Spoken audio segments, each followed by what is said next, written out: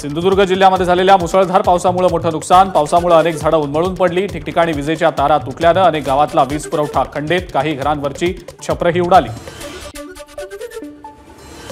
धाराशिवमध्ये वादळी वाऱ्यासह अवकाळी पावसामुळे शेतकऱ्यांच्या सौर पंपांचे पॅनल जमीनदोस्त। वादळी वाऱ्याने विजेच्या खांबांचं नुकसान, वीज पुरवठा खंडित।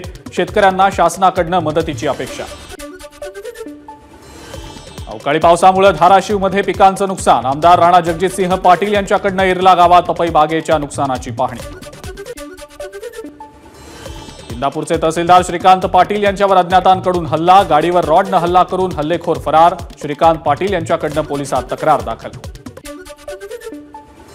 आषाढी वारीच्या आधी पंढरपूर शहरातल्या 113 धोकादायक इमारतींना नगरपालिकेची नोटीस। भाविकांनी पालिकेच्या सूचना पाहूनच इमारतीत वास्तव्य करावं, प्रशासनाचं आवाहन। ईव्हीएम्समध्ये घोटाळा करून काही फेरबदल केल्यास मुख्य निवडणूक आयुक्तांची हत्या करणार। पत्राद्वारे माजी मंत्री सुबोध सावजी यांची धमकी। बुलढाण्यातल्या डोनगाव पोलिसात गुन्हा दाखल।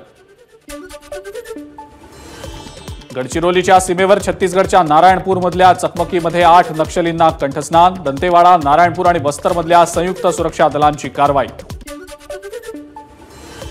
पुण्याच्या आंबेगावातल्या निरगुडसर इथल्या शेततळ्यात बुडून 4 विद्यार्थ्यांचा मृत्यू। शाळेला सुट्टी असल्यानं 4ही मुलं शेततळ्यात उतरली असता घडला प्रकार। घटनेमुळे शेतमजूर कुटुंबावर शोककळा।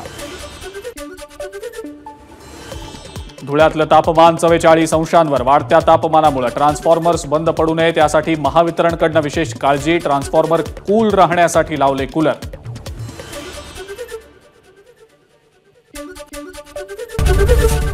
एबीपी माझा, उघडा डोळे बघा नीट।